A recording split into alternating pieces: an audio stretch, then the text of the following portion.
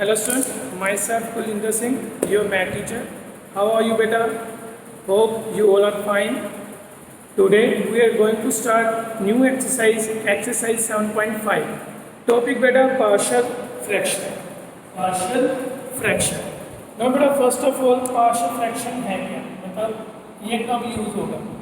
तो rational function में बेटा मेरे पास दो रैशनल फंक्शन होता है f(x) upon g(x). Where f(x) and g(x) both are polynomial. ये एक मेरे पास रैशनल फंक्शन है। तो ये बेटा प्रॉपर फ्रैक्शन हो सकती है और इम्प्रॉपर हो सकती है।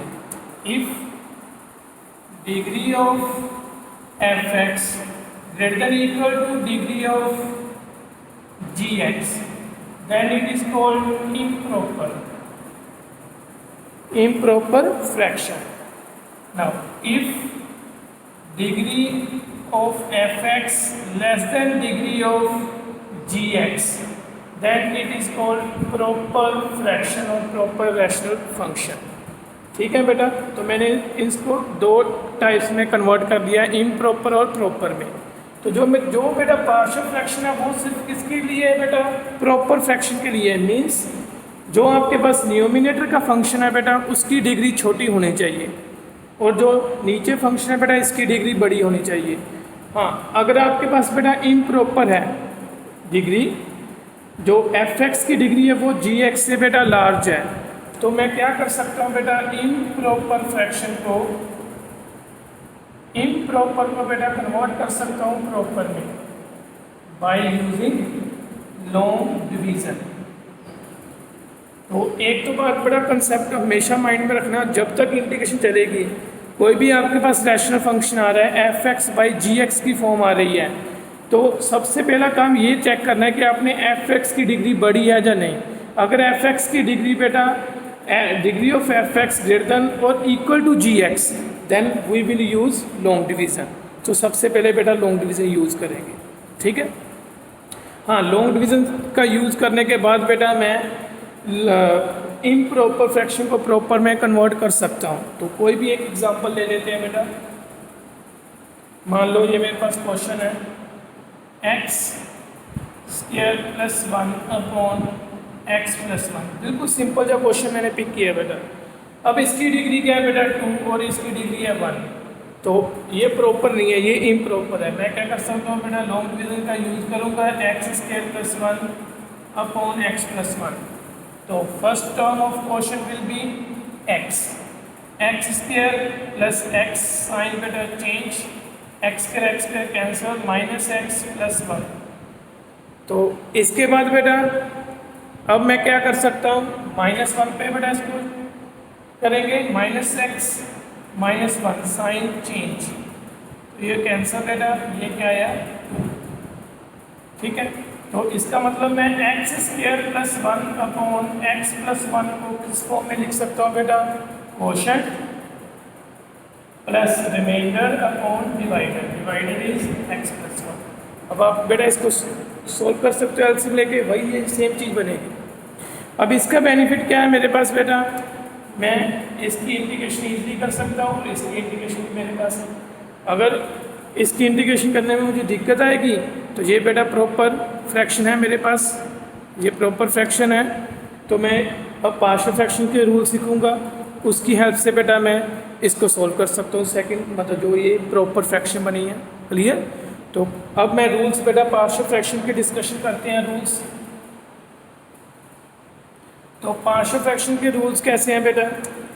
फर्स्ट टाइम क्या हो सकते हैं बेटा? आपके पास ऊपर कोई फंक्शन है px, कोई फंक्शन है बेटा px, नीचे फैक्टर है बेटा x - a x - b, ठीक है। तो मैं क्या कर सकता हूँ बेटा? इसको a time x - a plus b time x - b, ठीक है बेटा। इन दोनों को सोल्व करके बेटा मैं a b की वैल्यू फाइंड कर सकता हूँ कोफिशिएंट कंपैरिजन करने के बाद। एक क्वेश्चन करेंगे आपको पता चल जाएगा। पर याद रखना बेटा जो px की डिग्री है वो 1 हो सकती है या 0 हो सकती है, क्योंकि नीचे मैंने क्वाड्रेटिक रखी हुई है।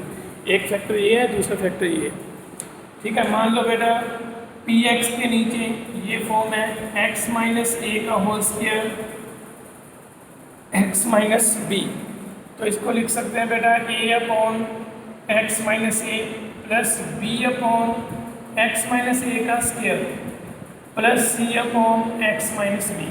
तो मैंने बेटा डिनोमिनेटर की जो मतलब डिनोमिनेटर है जो बेटा ये मेरे पास, मैंने उसके वो फैक्टर्स चूज़ करने हैं, मतलब ईच एंड एवरी पॉसिबिलिटी बेटा, तो कोई भी पॉसिबिलिटी मैं इग्नोर नहीं कर सकता, वो फैक्टर लेने हैं जिनका एलसीएम ये बन जाए। तो अगर मैं यहाँ पे 1 डिग्री रखूँगा, यहाँ पे 2 डिग्री रखूँगा, यहाँ पे एक्स माइनस बी रखूँगा, इन तीनों का एलसीएम यही बनेगा। हाँ, अगर बेटा मैं ये रख रहा हूँ, इन दोनों का एलसीएम भी यही बन रहा है, बट मैंने अभी बोला कि मैंने कोई भी पॉसिबिलिटी इग्नोर नहीं करनी, तो इसलिए मैं इसको इग्नोर नहीं कर सकता। क्लियर? हाँ, इसके बाद है बेटा p x upon x square minus a x plus b into x minus सी।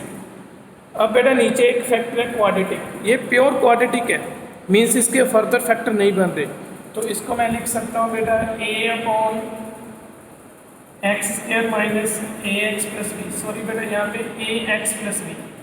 अगर यहाँ पे बेटा क्वाड्रेटिक फैक्टर है तो ऊपर लीनियर फंक्शन होगा, ठीक है, plus c upon x minus सी। क्लियर?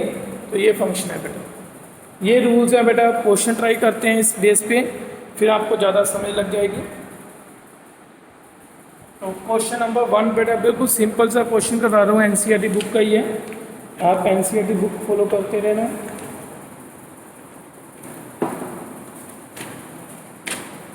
फर्स्ट क्वेश्चन है बेटा X upon X plus 1 into X plus 2। We have to find integration of x upon x plus 1 into x plus 2. So consider x upon x plus 1 x plus 2. We can write a upon x plus 1 plus b upon x plus 2. Here beta LCM x plus 1 into x plus 2. a time x plus 2 plus b time x plus 1. Now बेटा x plus 1 into x plus 2 cancel by x plus 1 into x plus 2. We get x will be ax plus bx plus 2a plus b. Just बेटा मैंने brackets को open किया है। Now बेटा if we compare the coefficients, we get 1 is equal to a plus b. We get 1 is equal to a plus b, क्योंकि here बेटा x का coefficient 1 है, यहाँ पे x के कोएफिशिएंट a plus b है।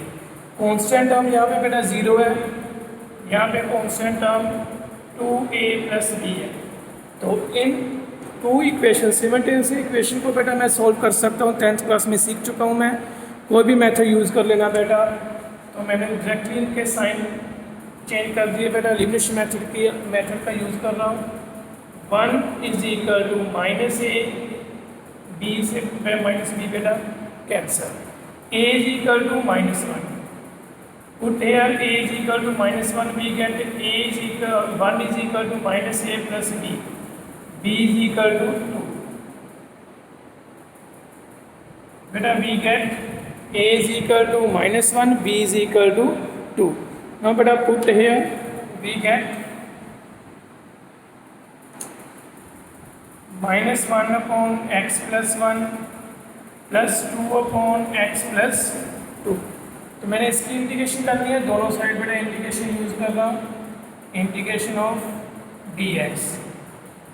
ठीक है, अब इसकी इंटीग्रेशन सीख चुके हैं बेटा। Minus log of x plus 1 plus 2 time log of x plus 2 plus c, ये मेरा आंसर आया। अगर मैंने इनको कंबाइन करना है तो कर सकता हूँ, अदरवाइज बेटा मैं यहीं पे छोड़ सकता हूँ। log की प्रॉपर्टी यूज़ करके मैं इसका आंसर फाइंड कर सकता हूँ। ठीक है बेटा, समझ आया कैसे करने हैं बेटा ये क्वेश्चंस? काफ़ी इजी है बेटा।